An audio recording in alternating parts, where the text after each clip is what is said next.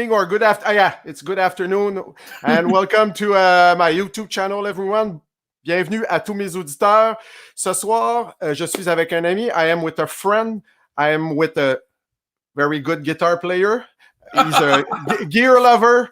He's a studio owner and also a moderator from my Facebook group. Well, I introduce to all of you my guest of tonight, Trent Berry. Hello!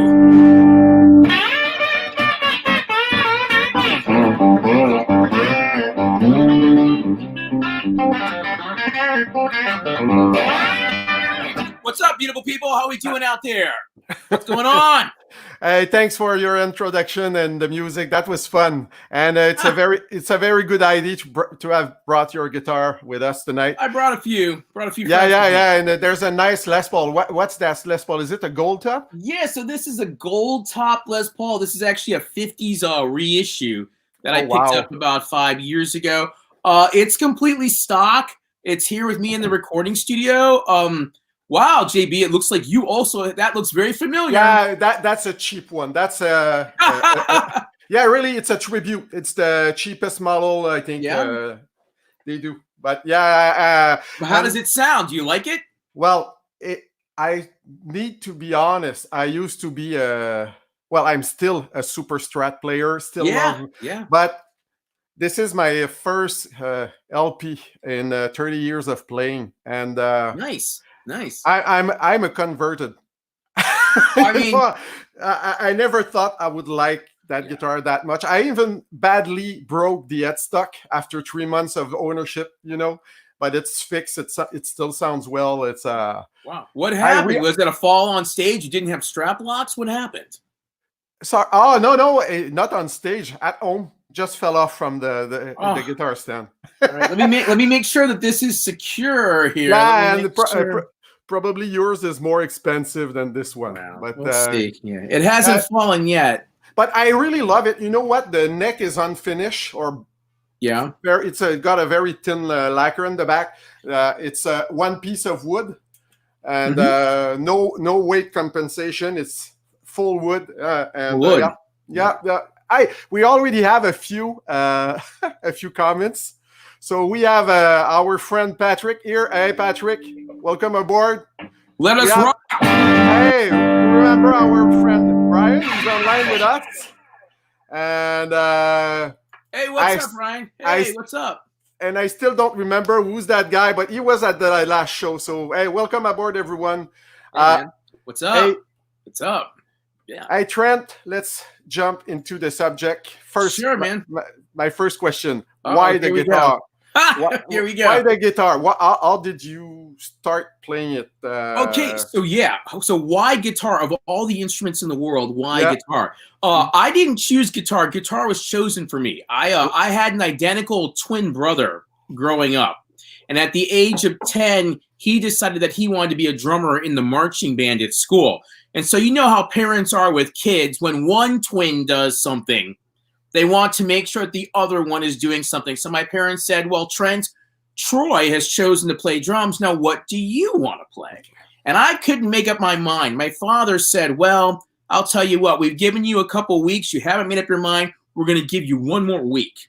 And if you don't make up your mind, we're going to make up your mind for you.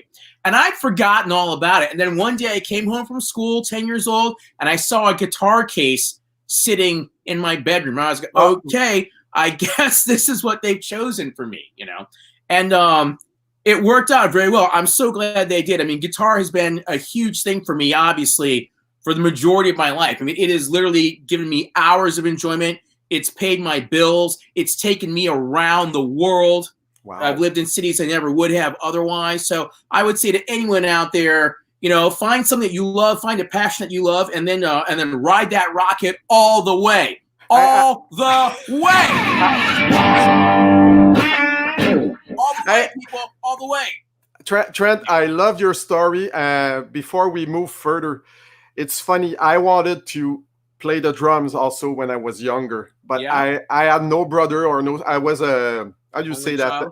Yeah, exactly. And my cousin, which at that time was very close to me, he's the one who got the drums. Oh, So cool. I was like, oh my, I wanted to play the drum, but he got it first. So the similar story. Yeah, it's a similar story. So to be able to play with him, I bought a guitar and then learn from there. Well, that's the other thing. I think that's why my parents chose that, because they thought, oh, if we just give him a drum set or a saxophone, they won't be able to play with each other. But let's give them something to play with each other. And that was good because you always had half a band ready to go, right? We had half a band ready to go in high school. And we played so much, even if we were only two, you know. Yeah. And, just quickly, you have your friend from your band. We'll talk about this later. What's up, my friend? What's going on? We have Gary here. Very interesting story. Yeah. I think we're going to have a few very interesting stories tonight. So let's keep talking early days. Sure. So you get back home. There's a guitar. What was that guitar? So that guitar was a nylon string 6-string guitar, and the reason I found out later, my father had picked that. There was a guy that he worked with, a tremendous gentleman, my first guitar teacher named Jerry Trevisano, and he was really into nylon players, Segovia, especially Manuel Ponce, the Mexican guitar player. Etude Knee is still one of my favorite songs to play on nylon. And so they wanted me to really learn nylon string and to learn classical music and to get that formation, learn how to read music. So that's what it initially was. And I was a pretty good student up until maybe 13 or 14. And then I was a lazy student because I started getting more into rock music and stuff that he wasn't really into. But he was cool about that because the music shop where I used to go, that music shop had a bunch of teenage guitar players and rock guitar players in it. And so they would always play guitars that looked a little more like this. Oh, yeah. Right? And so I would watch and learn from them. And then eventually I got a couple other teachers. But by the time I was 15 or 16, I stopped taking formal lessons. I was like, nah, I'm just going to do it on my own from this point forward. You know, you would hear classical music, but then you'd hear this. Right.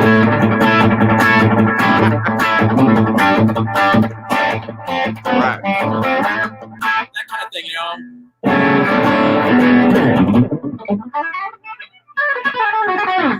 And then you're like, okay, I want to play that. And this is still cool, right? This is still cool. So, I mean, you know, it's still cool, but you know. So from some, let's say, flamenco or more Latin classical kind of music, you go to rock music. And who were your influences back then? Oh man, there were a ton of influences. So my parents were both into blues and jazz. Okay. They had encyclopedic. My parents were older than most of my peers, so they had they remembered big band jazz. I mean, so we would listen to Count Basie, to Duke Ellington, Glenn Miller, that kind of stuff. But then my father was into more smaller jazz trios like Nat King Cole. Your father was a jazz musician. Am I correct? He was a drummer. That's correct. He was a jazz drummer. How did you know that? Did I tell you that? No, you just said it. So this is cool. Okay, so your background, you come from a family that has musician. They encourage music. My father played drums up until he left the Air Force. My mother played violin and sang. But, they didn't come from families that had a lot of money. So I think that so they didn't have a lot of money for instruments and things like this. Yeah. So I think that they really wanted to encourage us to do it because they didn't have the opportunity. Yeah, definitely. Cool. Yeah, so you said the instrument chose you. You said you never stopped. So you never had a break. You never had a period where you stop or whatever. Nah, not really. No, I play guitar pretty much nonstop. I mean, there might be a day or so, or you might go on vacation for a week and not have a guitar. But no, I've been playing guitar forever. I mean, guitar at this point, it's part of my DNA. It's it. This is it. Yeah. A lot of guitar, a lot of DNA around here. Yeah. And right now, I know in the past you've been a tester or a demoer for Zoom, if I'm correct. The FX, Zoom FX. That is correct. Yeah, for Samson. Yeah, for them. And then I did some work as well for Robert Keeley when he first came out with his baked tube screamers. I did some work for him as well. But yeah, so I got to go to NAMM a few times that way. Very cool. Very cool. And right now you're a studio owner? That is correct. How did it happen? Yeah, I'm in the studio right now. So my business partner about 3 years ago, he used to be an intern in one of the rooms here. And this was a studio that always intrigued me. For those of you out there that are in guitar land, this is holy ground. In this facility, these walls around here, all the Joe Satriani, let's try to pronounce this as if I actually speak English as my first language. Joe Satriani, Not of This Earth, Surfing with the Alien, Flying in a Blue Dream, Time Machine, all done in the complex, the studios around here in this facility where I am now. Santana, Abraxas, one of the greatest albums of all time for that kind of thing. So you see those records on the walls when you walk around here. Very, very inspiring. Wow. So I, of course, knew about it. And then a lot of other famous records have come out of the studios here. Bands you probably have heard of like Green Day, Chris Isaac, Cake, Tupac Shakur, Dead Kennedys, Train, Crosby, Stills, Nash & Young, Herbie Hancock. So my friend, now business partner, was an intern here. And one of the rooms had come up, Studio B. This is the studio we now inhabit. And he said, you know what, I'd love to do it, but it's a big risk to take on your own. Would you be interested in going in as a business partner with me? At the time, I'd never owned a recording studio, obviously. And like a lot of people, I was a home enthusiast. I got as far as I thought I could get doing home recording, and I'm still a huge fan of home recording. I'm probably going to kill myself and kill my business by saying this, but you don't need to go to a recording studio to make awesome music. If you're good at this, the rest is like whatever, man. You can make the rest of it happen. But certainly, it makes a lot of things easier by having a lot of professional gear and professional mics and people that know how to use the preamps and all that good stuff. Yeah. So I was like, yeah, man, I would love to do this. It's always been my dream to have a recording studio.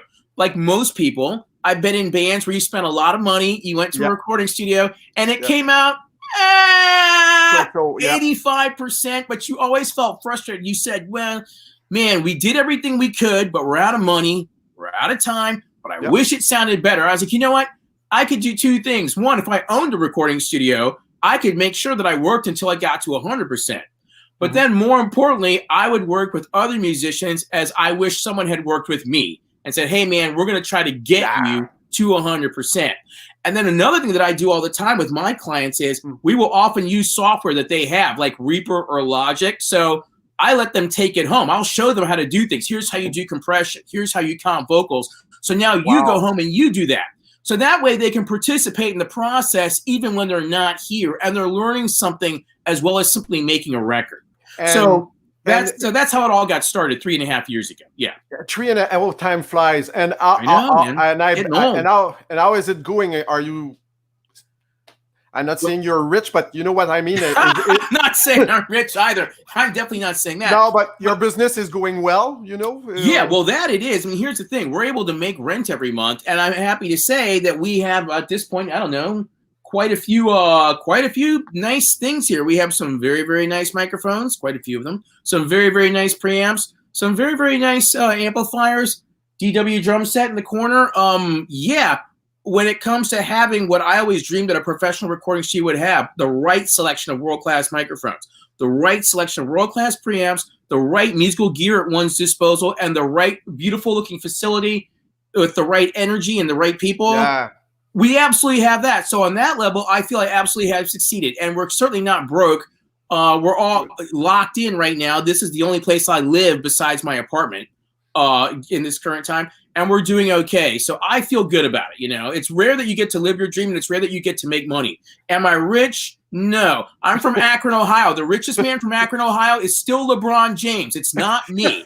It's not me. It's all right. It's all right. LeBron, if you want to help me out, LeBron? Remember where you came from? Remember that.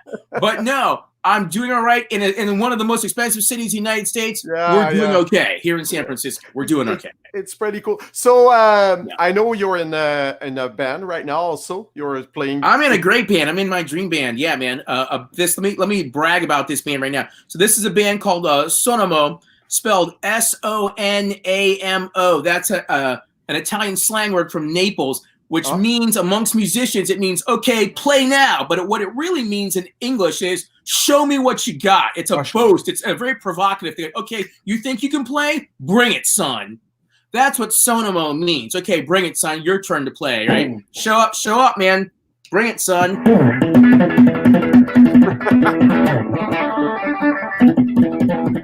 Anyway, a little Van Halen for you there.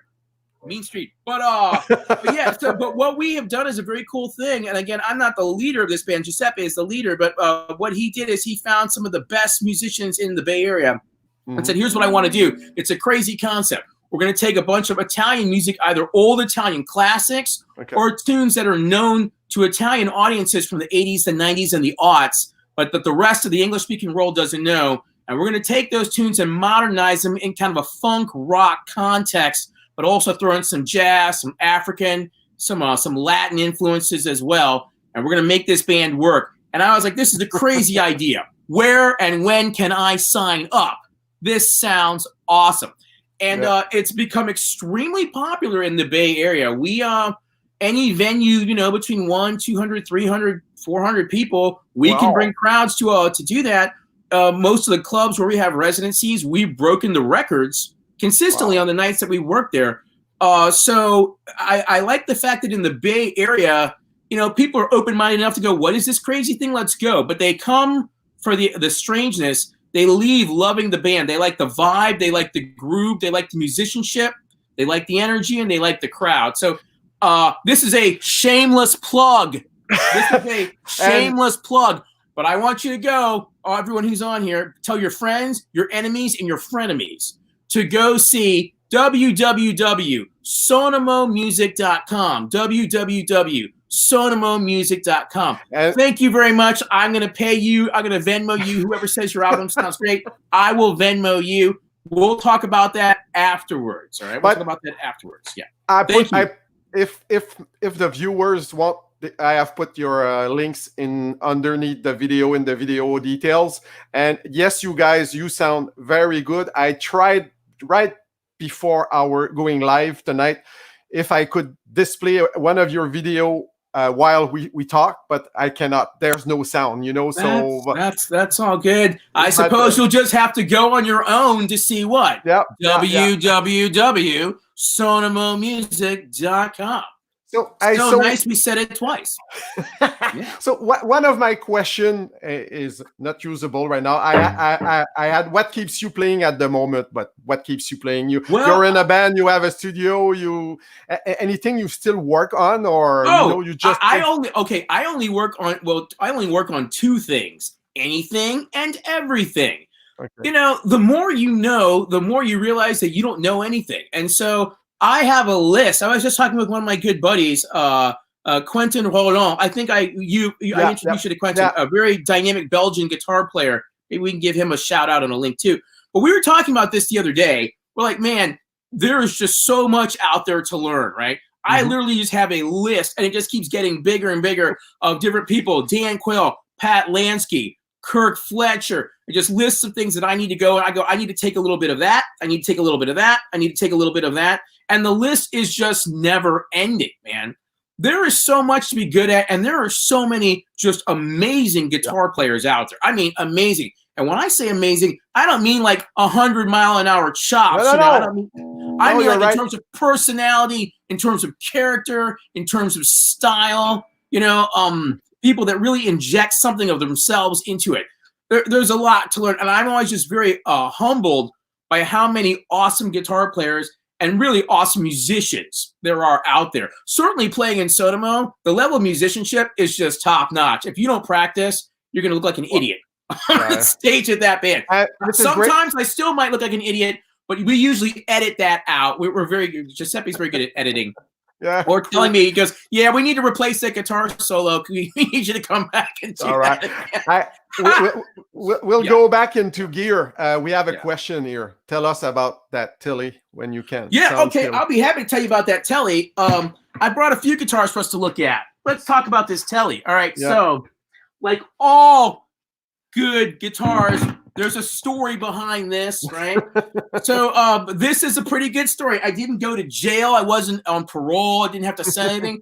I was in Austin 3 years ago, and I guess 2 years ago. 2 years ago, and we went to a shop there. I can't remember the name of this place. I do need to. I'll put a link in there. But if you go across the river, there's a great music venue there called the Saxon, and right next to it is this lovely little shop, this music shop run by these classic, super cool Austin, Texas guys with super cool accents. Just let you play all day long. And I said, look, man, I don't really have that much money, but I'd love to pick up a guitar in here, and I've got like $500. And he just was super chill and goes, well, tell you what, my friend, let's look around. We'll find you something. And we looked around, and we found this. It was a used guitar. Here's what's interesting about it. It's actually been modified. This is a Strat pickup in the bridge. But what I love about this is, Telecasters, I love how Telecasters have become the popular guitar these days, even in metal, because this single pickup is louder than a Strat single coil. But it also has a cool high end. So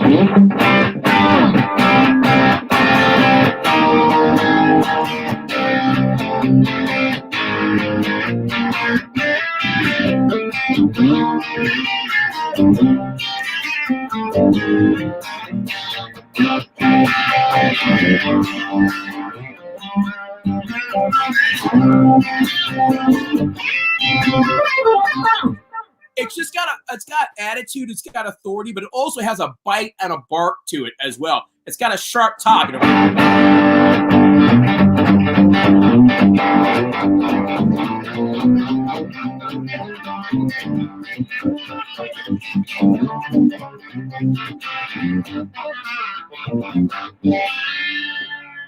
Good. So yeah, I do love it. Are you plugged in the Katana right now? Oh, but of course, as an admin on the best amplifier Facebook page in the world, run by yourself. Thanks, Gary. Run by yourself. Yeah, this is a Boss Katana that I'm in. For those of you that don't know, I am an admin on JB's page. I actually own 3 katanas, 4 pieces of gear. This is the 1x12 that we're playing through right now on the Crunch channel with a boost on it. And also in the katana itself, I've got that going on. I own a Katana 100-watt head. I own the 2x12 with the Waza speakers in it. And then I also have a Katana Mini that I use. I use that quite often. Oftentimes I'll use that and people go, what are you playing through? Yeah, what are you playing through? And I mean, for a little practice amp, it sounds great. So yeah, so I have 3 katanas. I can't say enough about this amp. This is the amp that could. Boss knocked it out of the park. In terms of price, performance, versatility. What can you, I mean, hey, what's up, Brian? What's up, B? Good to see you, man. What's up, man? What's up, brother? No, I mean, really, this is probably the greatest invention since the Line 6 pod. For $300, right? You can buy an amp that's 100 watts, that's loud, that's solid state, but has a very tubey vibe to it that works great across all genres. I mean, you hear people complain every once in a while. I'm like, are you kidding me? For $300, you could do anything with this. I just played a show in London, again with my buddy Quentin, and we had him come on stage to play with us for the last song. He was kind enough to lend me his Marshall JCM 800, a great amplifier. That amplifier's got your tone, and that amplifier's got your back. That's a great amp, the JCM 800. That's something Quentin and I came up with. But anyway, so he goes, okay, I'll play with the Katana. So he played his Les Paul, a very nice Les Paul, through the Katana and played leads with us. And if you listen to the video, right, you can't really hear the difference. All you really hear is the player, right? Yep. The amp, the Katana, and he's got a 100-watt 1x12, absolutely hangs on stage with a Marshall. Right, I agree. And that's just one of the things it does. This amp can do great clean tones. This amp can do great crunch tones. You've got those sneaky amps if you want to get something that's more classically modeled. So yeah, I'm a huge fan of these amps, and that's why we've got quite a few amps in the studio. I've got a Mezza over there. I've got a Vox here. Got a Fender Twin Reverb here. But no, today we are going with this guy right here, the little amp that could. That's what we're using today. How did you discover? How did you discover the amp? I discovered the amp the same way I discover all cool gear, through Jean-Benoit Aubry. just like when I first discovered the pod, based upon a webpage that JB had back in the day, and he created the Line 6 community that he had. Then he was the first one to introduce me to this amp. JB is like, have you heard this? And of course, I knew that JB had already he had a reputation, right, for finding cool stuff and finding cool gear. I go, you know what? I'm going to give this a shot. And I actually went down and I bought this amp sight unseen. I went and bought the 50 watt, loved it. Was like, you know what? It'd be cool if I had an effects loop. There was nothing wrong with the 50 watt. I go, I'm just going to go back and get the 100 because I want that effects loop, which is ironic because I rarely use it. I usually put all my effects in the front of the amp and run it clean. But yeah, man, I love this amp. It's funny that you bring back the Line 6 pod forum. That was 21 years ago, approximately. I don't want to talk about that. And we have Brian tonight with us. He was also part of that small community back then. That was a fun time. It was a great time, man. Okay, so JB and I just saw each other down at NAMM in January, and we hung out with another guy from Line 6, Jason Lynn, who has had many roles with Line 6. He does many things for them now, and also he freelances for other companies. But yeah, it was great to hang out. I'm shooting a scoop tonight. I don't know if you remember Simon. He's still playing music professionally, and he will be part of my show in the coming weeks also. Oh, fantastic. I'm bringing a couple of persons from, the good old days of the pod. So this is going to be fun. Yes, I'll be sure to tune in, but please give him my regards. Please tell him hello for me. So, with all the gear, you're surrounded by a bunch of gear. You must have one piece of equipment you prefer from the other. I don't, but I'll tell you, I really don't. But let's look at a couple things while we're here. All right. Choosing between guitars, it's tough because it's like choosing between tools, especially in a recording studio. Certain times you need a flathead screwdriver. Certain times you need a Phillips screwdriver, right? So you have to use the tool for the job. Sometimes this Strat is a tool for the job. Sometimes this Telly is a tool for the job. Let's look at maybe a couple other things and listen sonically how they might differ. Let me show you something. Hang on. All right. So this. Okay. So what's that? Have you seen this guitar? So this guitar is a Fender Robin Ford model. Are you familiar with this guitar? So so this is a cool, sophisticated sound. It sounds a little bit like a Les Paul, a little bit like the Telly, but it's got a more jazzy, kind of vibe to it. It's like, let's pull this. Wow. Yeah, very nice. Like,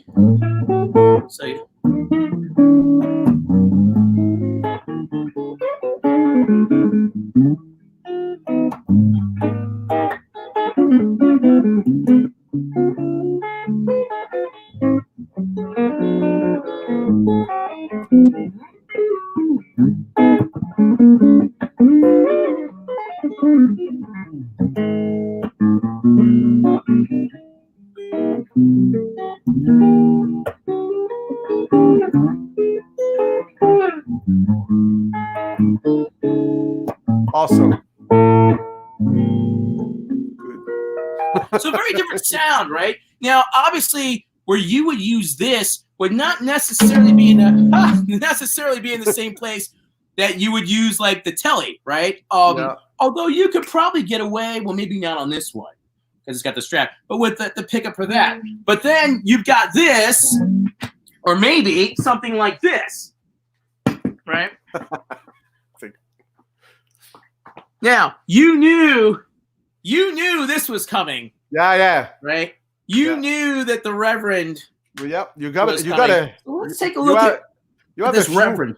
You have a few of those, if I'm correct. Yeah, I don't want to give an actual number because then people will think I am LeBron James. But let's just say I've eaten a lot of ramen noodles to make sure that I have a few of these guitars lying around. All right. So we have here to my right, to your left, a gold top Gibson Les Paul. We have here a Reverend. This is the manta ray that has their version of PAF pickup slightly overwound. Okay. Now this is not a full hollow body. The manta ray is a half. So you can kind of think 335, but the difference is, if you look at the size and the scale of the neck compared to this Gibson Les Paul, it's got that longer neck analogous to a Fender or a Firebird. So it's got a little bit more snap, a little more bark at the top. If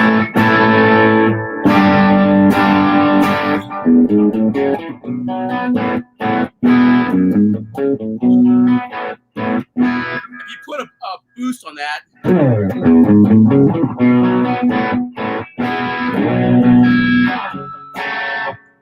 We gotta do a little Canadian rock for you, JB.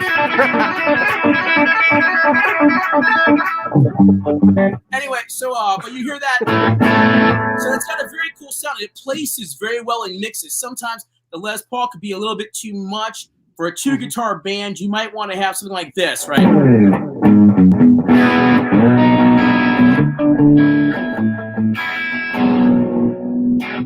So again, a very different sound than Telly, very different sound than the Robin Ford, very different sound than that first guitar, that Strat. That's just one I built.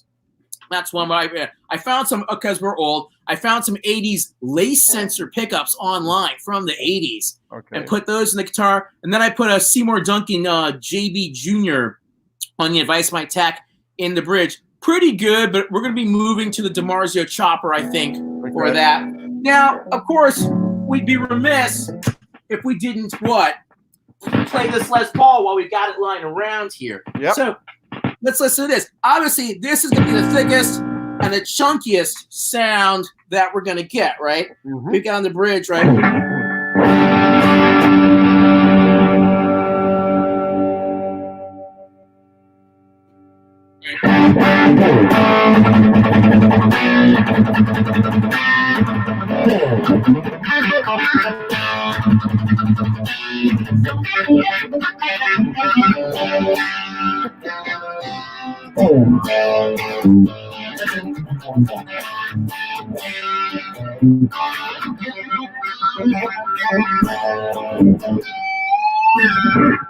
So, you're right, you know, little Jakey Lee move for you there. The Paranoid solo goes. How's it go? It goes. Yeah, all those Jakey Lee moves. Where you do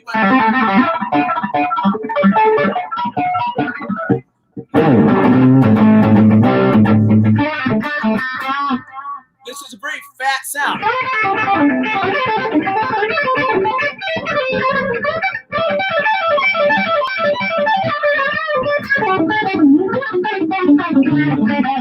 Hello. So there you go, man. I mean, it's just a very fat, big sound.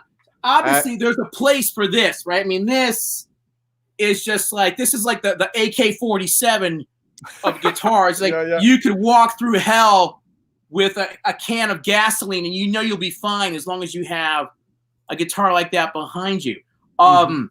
So yeah, different guitars for different things. So no, I couldn't possibly choose. That would be the hardest thing in the world, JB, to choose. I don't even want to think about that. Let me ask you that. If you had to choose, well, maybe a Super Strat, or what would you choose?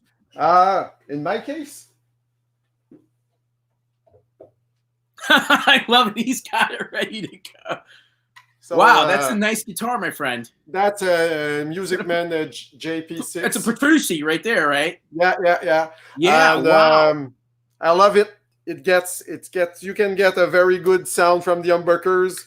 The kind of similar to, you know, spongy squeak, you know, the kind of Strat sound with the middle position, and right, yeah, that very out of phase. And you have a decent tremolo system. You know, it stays in tune pretty well. And I love the fact that the neck is not finished in the back. So that will be my go-to guitar. That is a nice guitar. Have you ever tried the Luke? Have you ever tried the Music Man, the Lucator? No, only the Cutlass, the expensive Cutlass. And this is a pretty nice Strat also.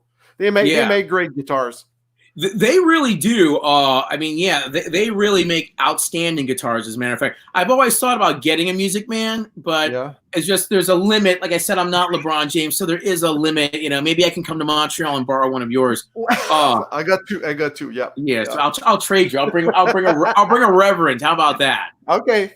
See you next time in Montreal. Yeah, I need to get back there. I'm kind of curious. You're showing us you have a very nice studio. You have plenty of gear, but I know we're all lusting about something. Are you is there a piece of gear you would love to have right now, or when you go on the internet and look around, is there something you that's missing? Yeah.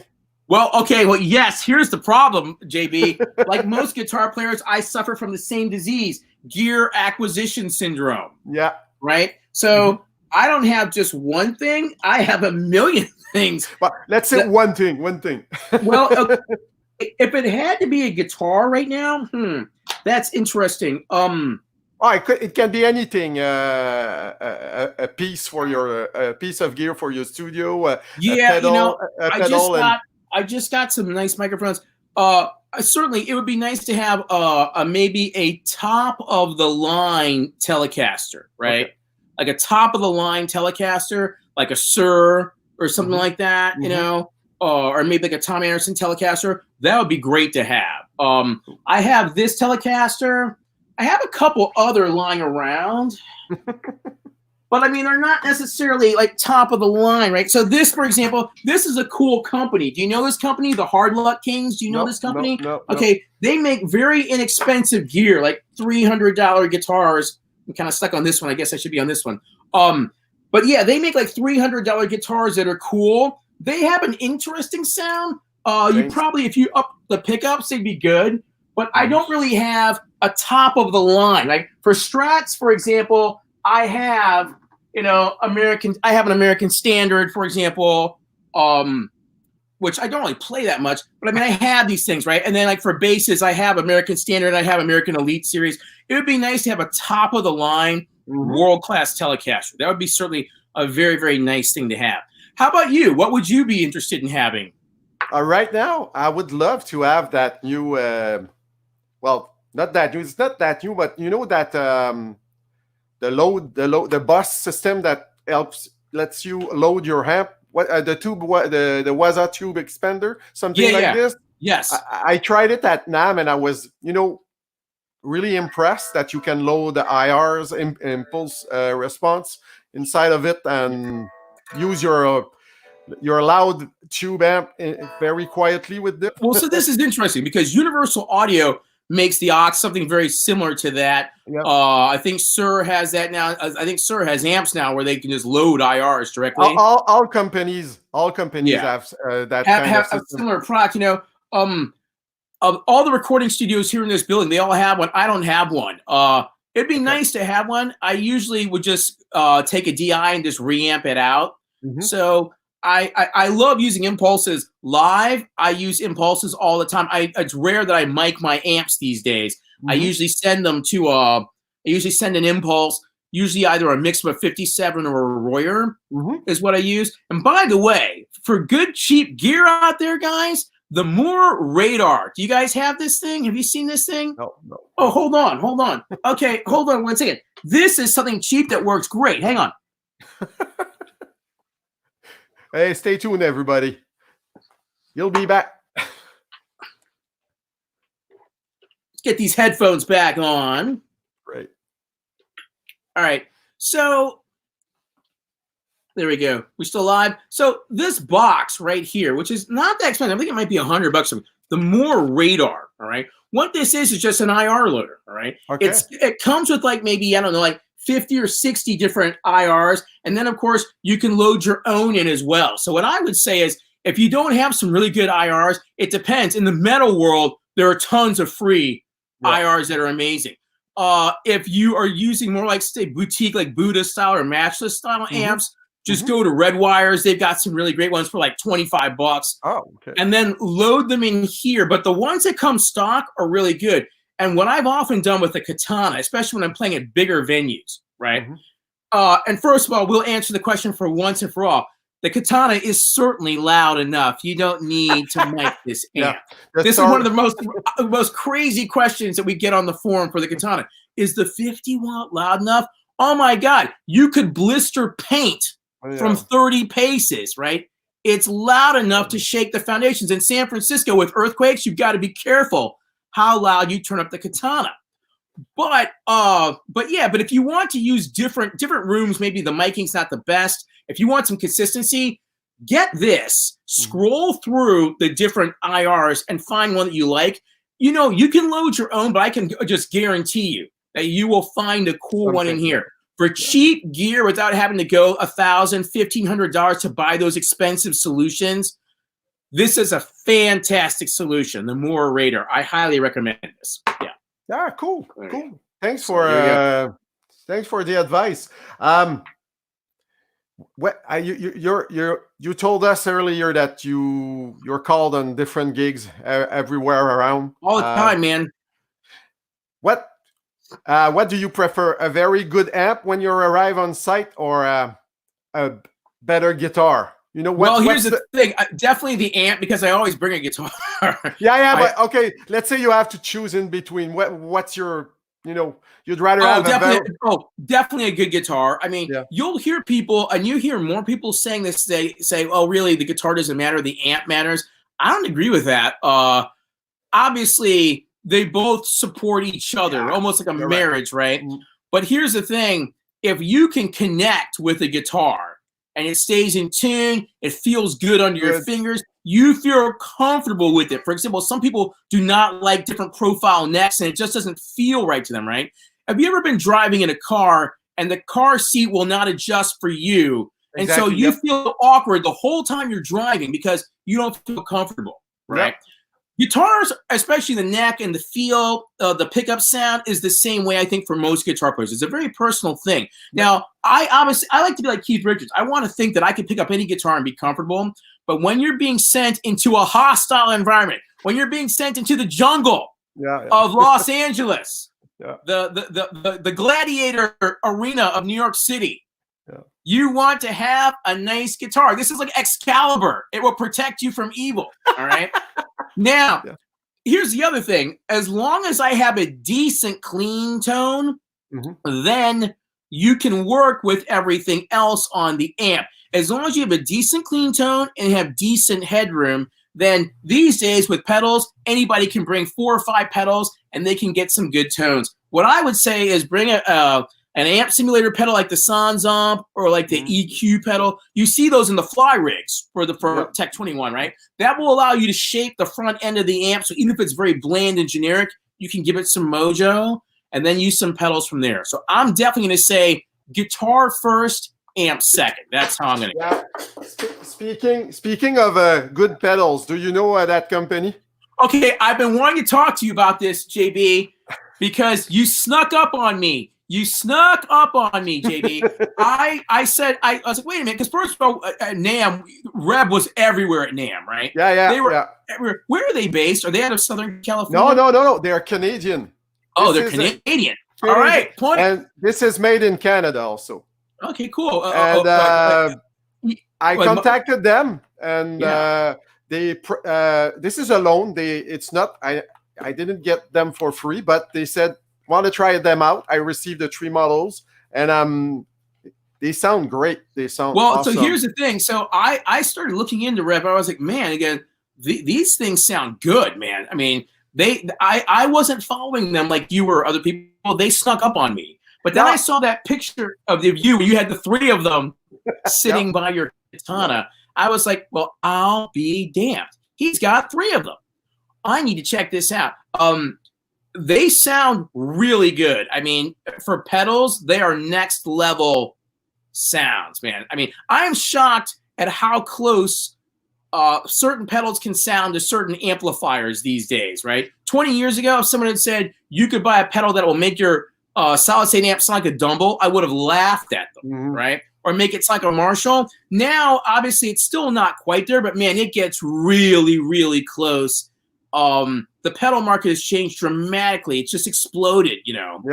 It's like the world before flowers. In the age of the dinosaurs, there were no flowers. Then afterwards, it was Technicolor, right? It's like going from 4 channels to like you know, then going to like satellite, then going to like YouTube channels where there's millions. Pedals now, man, those revs sound good. How did you come about them? How did you find out about them? Well, I saw them at NAMM, but their booth was always very, very crowded, and I've noticed on the group, people are always referring to those pedals when it's time, when they're asking, okay, I want a very heavy kind of sound or a very good distortion, and people are always saying, get a rev pedal, get a rev pedal. So I contacted them, and they sent me a couple of boxes, and I'm experimenting with them right now. So what's the difference sonically between the blue one and the red one? Is the red one heavier? The red one is supposed to be heavier, and the green one is your typical classic rock sound. It's my favorite right now, and I need to try them more. But I think the green one is more versatile, you know. And you get the instant AC/DC kind of crunch with it. So I want to try it boosted to see if you can stack that pedal with, let's say, a tube screamer, for example, to see. You know. Well, I have a pedal problem right now, unfortunately. I think most guitar players have a pedal problem. I can stop whenever I want. I don't have a problem. I can stop whenever I want. Yeah, I'm not going to show you anyway. But let me ask you this. How much is that green rev pedal? I'm asking for a friend, not for me. I'm not asking for me. I'm asking for a friend. I think they are $200 in US. In Canada, I think they are $300. Let me just check. Yeah, can you check on that for my friend? I'm doing it right. I'm doing it right now as we speak. I'll just sit here and play guitar. 229. 229. 229, huh? Yeah, 229. I'll let him know. Okay. I'll see. You know, it's going to be tax refund time down here soon in the United States after April 15th. Let me talk to him and see if my hypothetical friend might be interested in that rev pedal. We'll see. All right. We have a good comment from John here. Yes, I'm happy to have helped you with your expression pedal. And yeah, Trent, you rocked. Oh, thank you, brother. That's very kind of you, John. Thanks, brother. Katana, man. Yeah, great amp. Yeah. So, you are on a stranded island. You only have 2 guitars. You can, you know, a Les Paul or a Strat. What kind of player would you, if you only can have only 1 guitar? Oh, okay. Now that's a tough one. No. Oh, that's like one or the other. It's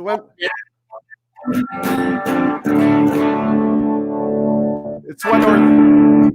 Here's the problem with that, right? Like you, I'm a super Strat player out of necessity because we all know that in this thing right here, you want the rock, right?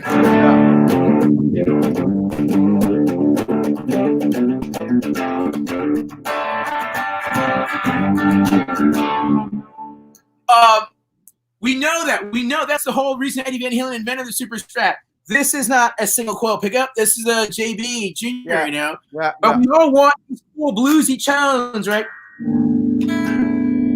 That kind of.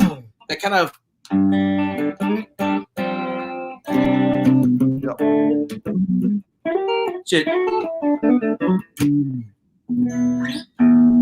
See that? He goes kind of chiming.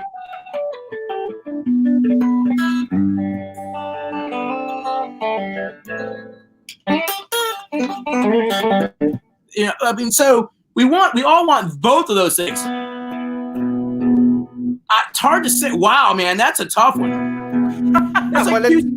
Let's say you all don't. Right, a gun to my head, right? A gun to my head. I guess I'd have to say single coil just because it's more versatile.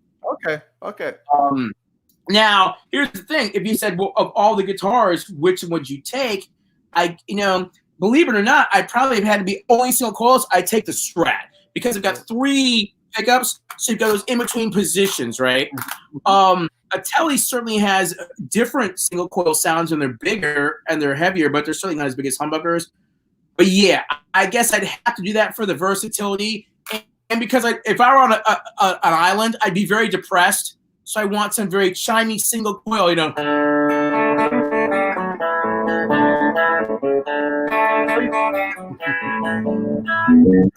That's my fake 12-string move, by the way. Just play. So you go. So instead of just do the octaves. If you're fast, you go. Good one. Good one, Patrick.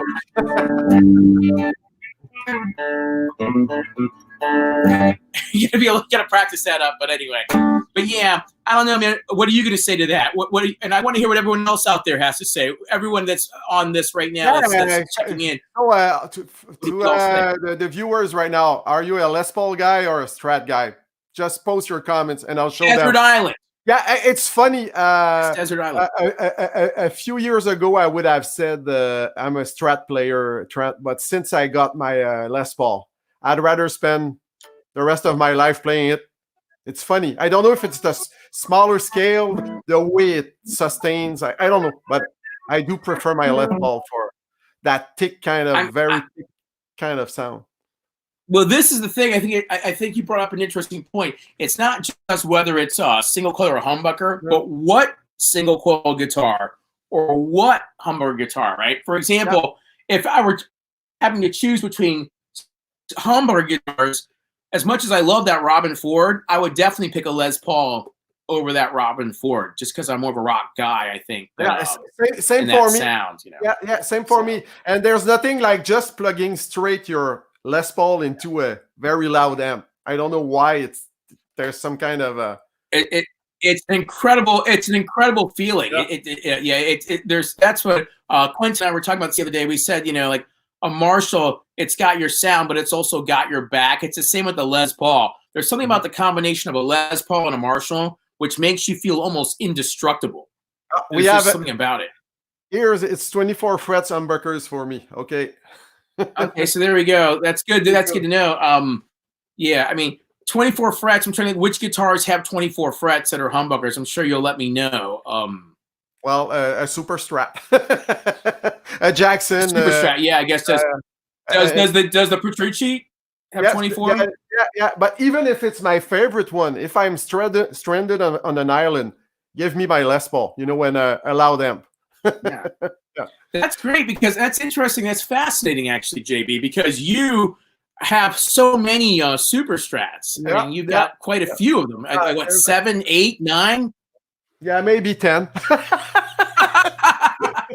You know you have a lot when you've lost count. My friend Brian is like me, and he is on an island right now. The lucky guy. This is true. Yeah, he's on one of the best islands in the world. Yes, surfing and playing guitar. And Brian has always been a big proponent of the Les Paul. Yes, so and it took many years, Brian, but I'm converted right now. So thanks. And here exactly. And we have a Kiesel guy here. So he's a 24 fretters with no headstock. Is it the new trend right now? No headstocks on the guitar. So anyway, but Jackson, Ibanez, everyone makes Super Strat these days. Yeah, the Super Strat has taken over the world, man. It's taken a while, but it's become a thing. It's become a thing. Yeah, he won. Win. I love it. I love it. Are you how do you like your guitars? Very shiny, very clean, or relic? You know. Well, you know, I don't have any guitars that are relict myself. I do like the look of relic guitars, but all my guitars either came to me new and they got relicked the hard way. They got dropped. Yeah. So, but I don't have a preference. I think many guitars can look good. I also think it depends on the player, right? If you gave Stevie Ray Vaughan a Jackson, Randy Rhoads, it would look weird, right? And if you gave, I don't know, if you gave Michelangelo, or if you gave Vinnie Vincent, you know, a Telly, it might look a bit strange. So, but have you seen them?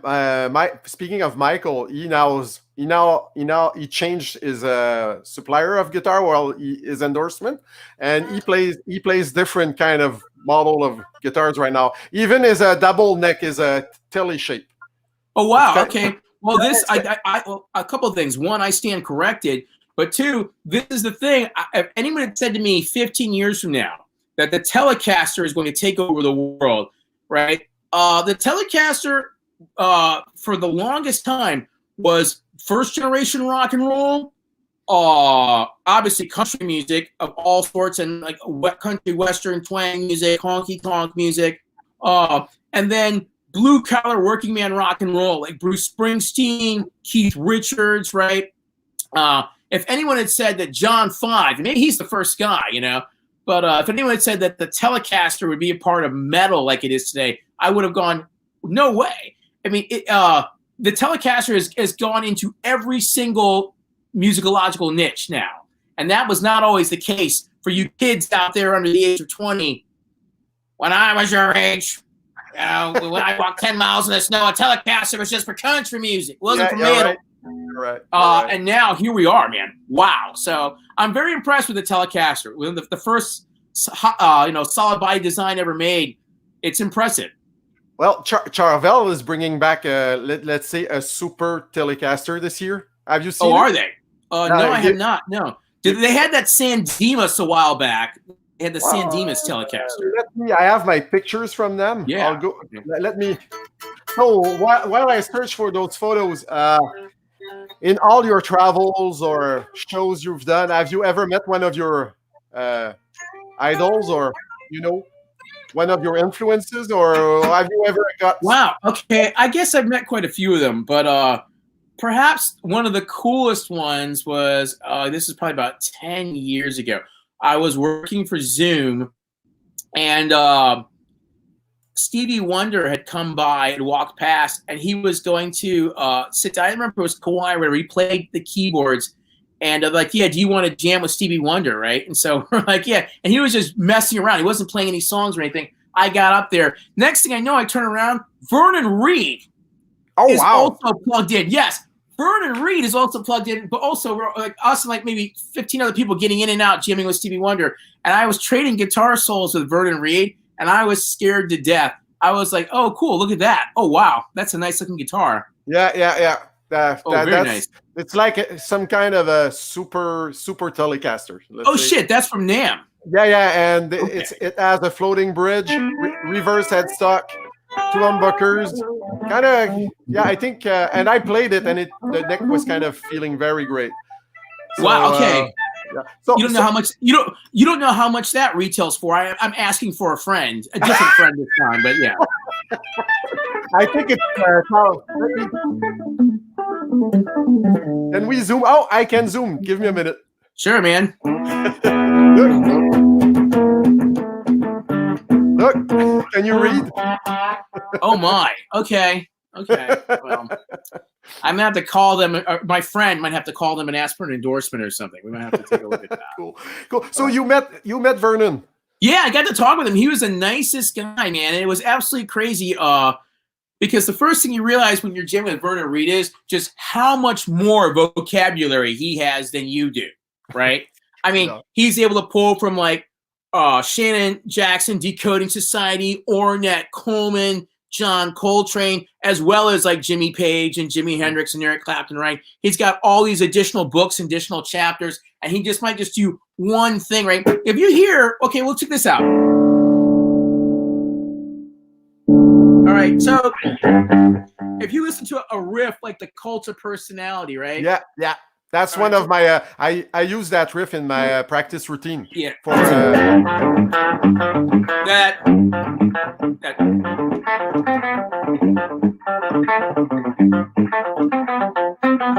Now, if you listen to that, it sounds very Jimmy Page. It sounds very, very.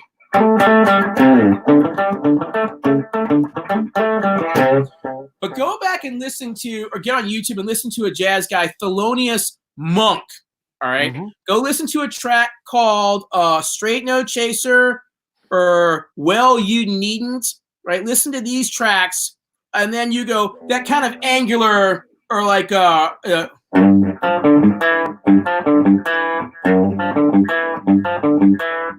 It gets it. So that whole angular thing, you go, wow, man, that's coming from a very particular era in jazz, but he made it sound like this big, huge, colossal arena rock riff, right? Yeah, you're right. Immediately when you're listening to, especially when he's right next to you, Vernon Reid, you're like, holy shit, man, where's he coming up with this shit, right? It's like someone who's just read 5 million different dictionaries and speaks a ton more languages than you do. They have a ton more just at their disposal. Yep. Right? It's like when you go in English, you go, oh my God, that's expensive. That's going to cost you an arm and a leg, right? Yeah. Well, in French, you say, ça coûte les yeux de la tête. It costs the eyes from the head. Yep. Knowing those two things gives you an edge because now you know 2 ways to say it, right? Yep. That was Vernon Reid, but he had like 20 ways to say it. So that was a very humbling experience. I was like, yes, that was like crazy. The other guy, Robert Johnson, the famous blues guitar player, his stepson was one of my guitar teachers in my mid-20s. Oh, wow. He had retired in Cleveland. He was the house guitar player for Chess Records. He played on all the Muddy Waters, Little Walter, that stuff. And he would sit down and we'd go back to his house late at night. We would drink Hennessy because that's what he drank in his apartment. A very gruff old man. And he'd sit and show me a bunch of blues licks and stuff. And so, too, because that guy was like the last living. Oh, I'm losing you, Trent, right now. Oh, boy. Oh, just lost you. There we go. We're back. Yeah. Okay. Yeah. Cool. Yeah, for a few minutes. Yeah. But those are the two guys. Those are the two guys that had the most impact. I mean, that same year I met Peter Frampton. I didn't get to speak to him much, but man, what a nice guy. And he had a tremendous energy and positivity. It's almost a light shone down on him from the sky. He had this very ringing, winning personality. So it was super cool to meet him. Yeah, that year I met Stevie Wonder, Peter Frampton, and Vernon Reid all in 24 hours. Wow. At NAMM. Wow. At NAMM. I was kind of disappointed. I've met a few at NAMM and they look like they didn't care. But I won't say any names tonight. Okay. That's unfortunate. Well, you cared, JB. You did a great job down there. You did a great job. And I'm just curious, when you met Vernon, did he have his huge rigs? No. He was just plugged into, of all things, he was playing. I've got one over there. Because the guitars at the Samson booth, which was the American distributor for Zoom, were all given by Ibanez. They're all Ibanez Artcore guitars. Okay. So it was like a semi-hollow box just playing through like a Hartkey like amp.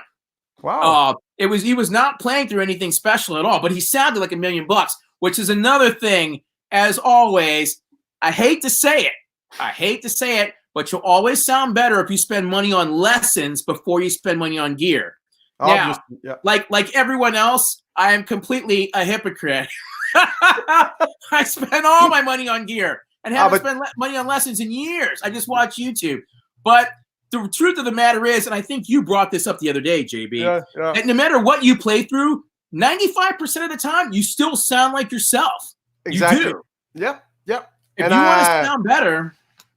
And I am a true believer of this. I have like 10 amps in my music room. I have like 16, 17 guitars. Whatever I plug or whatever I use, I always sound like myself. So, Yeah. So, I mean, my advice to everyone out there is don't spend your money on gear. Spend your money on lessons. Oh, by the way, JB, don't forget, could you send me that link for that Rev? For my friend. Yeah. Thank you. Okay, as I was saying, anyway, back to what I was actually saying. Yeah, don't worry about the gear. So don't forget for my friend. Don't forget. So Trent, you have a huge experience. You have a few years behind your back. Let's say you can go back in time and meet a young Trent. What any advice you would tell? Unfortunately, I've got way too much advice. But at least one. Yeah, I mean, the one thing I would say is practice more. I know it sounds silly, but I would be so much better. I probably would have a lot better gigs. Probably have a lot more opportunities in front of me if I learned more styles of music and learn them better. So I would say to everyone who's listening right now, if you're like 22 years old, Bob Mayo was legit. Love Bob Mayo. I love on Do You Feel Like We Do? I love the Rhodes playing that he did. His stuff is as good as Frampton's. Absolutely. A Bob Mayo, man. Incredible. But I would say to anyone out there, in the last hour every night before you go to sleep, right? Just force yourself to do one more hour of something. Or just get up an hour earlier with coffee and force yourself to just do 1 more hour of something, because that 1 more hour will be 30 more hours in a month. That'll be 360 more hours in a year. Yeah. At that point, you go, holy shit, right? You might not notice it, but just like when you were 14, your aunt came up to you and she goes, look how much you've grown. Look how much you've...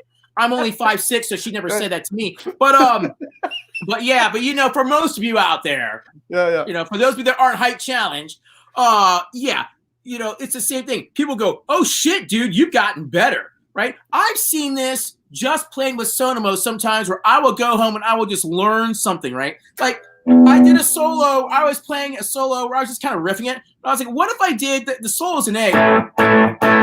I said, what if I just were to practice Flight of the Bumblebee and just play that instead?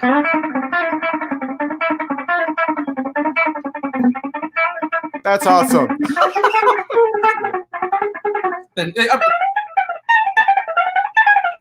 Anyway, you do that, like the crowd went electric. They go, holy shit, he played Flight of the Bumblebee. Now, there's certainly faster things you could have played. You could have done some other stuff, but that was something cool in the right place in the right time, right? Yeah. If you, I mean, what does that take? An hour to practice up to that? If you just keep just doing shit like that, go online and go, I'm going to learn this Tom Quayle video start to finish. I'm going to learn this Dan Pat Lansky video start to finish. Every lick that Kurt Fletcher played in that hour in that pedal show, I'm going to learn how to do that, right? If you just keep doing that, and by the way, I have been doing that, especially with this lockdown, I've been like, okay, no time like now to get better. It'd be almost embarrassing if you were stuck in your house and in a recording studio with nobody around for 3 months and you didn't sound better. That would be embarrassing. So that would be my advice to the 20-year-old Trent.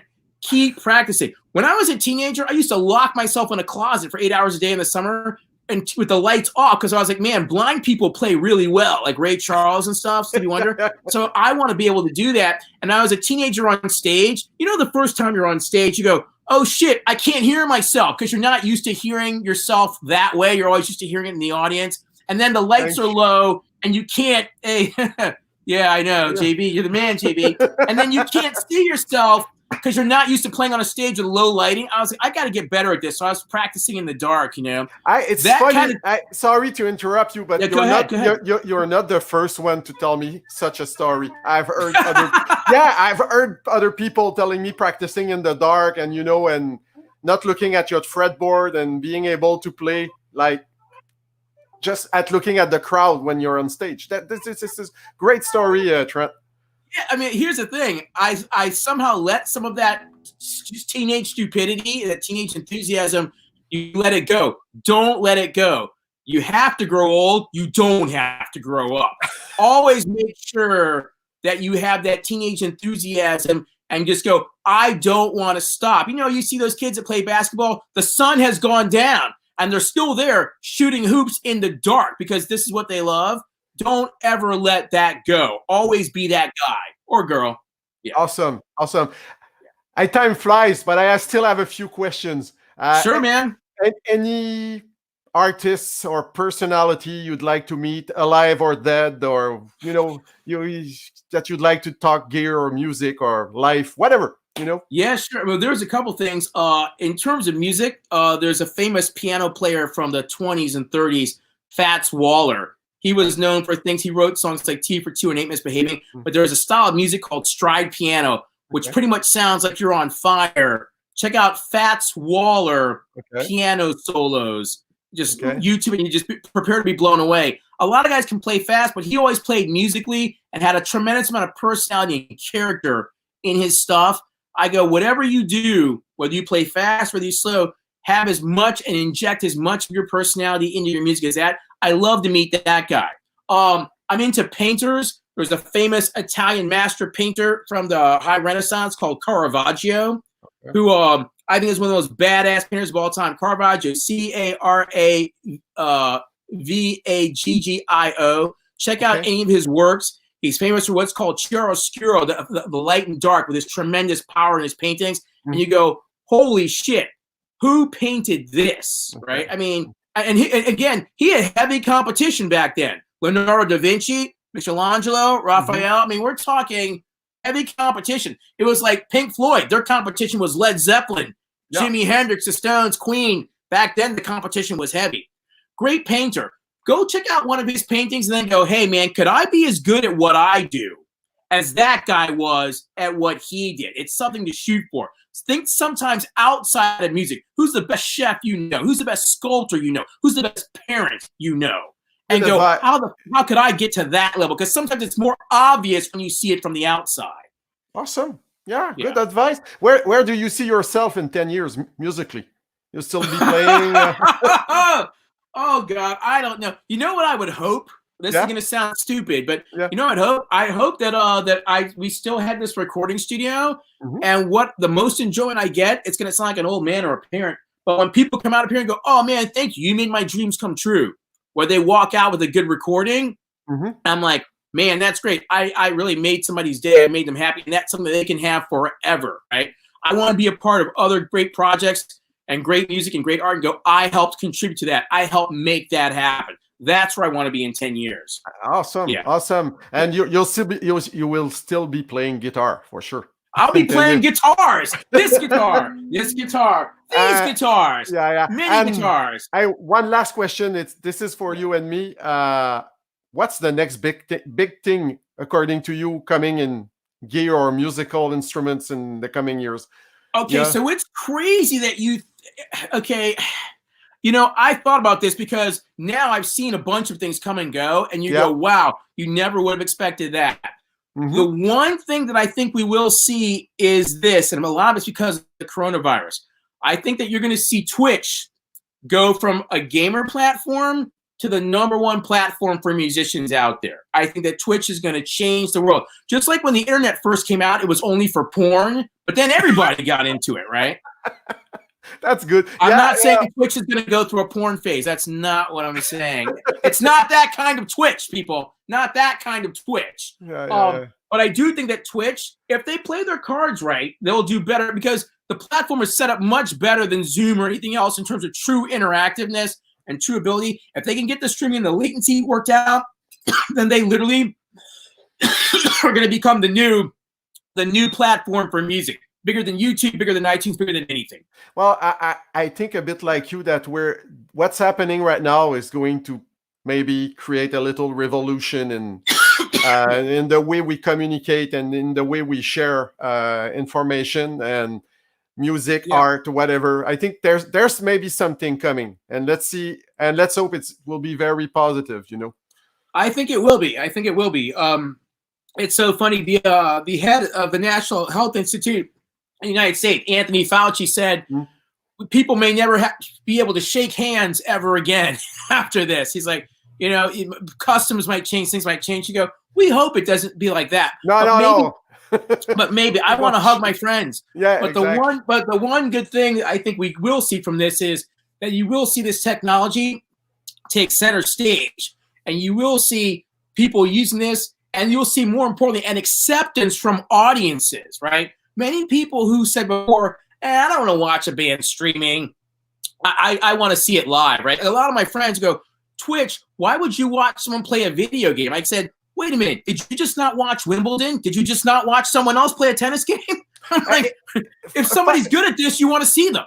Funny comment you just said, because my youngest son watches people play video games on Twitch. And the first time I saw this, I was like, why are you watching them play? And he told me this exactly what you said. Daddy, you look at hockey, you look at sports, you look at car racing and on the TV. Why can't I watch someone play a game? So and so I think the thing is this. I think that now, especially from millennials and younger generation, even than them, you're going to see, because there already is that acceptance. You're going to see this work in the music. You see a whole audience that's going to do this. So that, to me, is going to be the next big thing. Not necessarily a revolution like Fluence pickups or anything like that, but a revolution. But just like how music used to be consumed very differently in the 1950s from the 1980s, from now, I think the next 10 years, music will be consumed very, very differently. And I think what you and I are doing, or what you are starting right now, is the absolute beginning of this. It's super fun. I love it right now. And thank you very much. This tonight was we went a bit longer than I'm trying to keep the format to an hour, but was so cool, so I decided to Keep going and going. Thank you, JB. Thanks everyone for watching this. That was awesome. Like and subscribe to my channel. I'm going to try to do at least an interview every week. My next guest is Gabriel Rodriguez. He's a guitar player. They're all going to be guitar players. He uses a katana. He's a guy from Nashville. It's going to be fun to discuss guitar with this guy. Thanks again, Trent. Thank you. And everyone, stay healthy, stay safe. Thanks. Oh, thanks, guys. Peace out. One last comment. Thanks, Brian. Bye-bye. Thanks, Brian. Good to see you, man. Bye-bye. Be safe, everybody. Thanks, everyone. Catch up with you. Have a great one. Take care, man.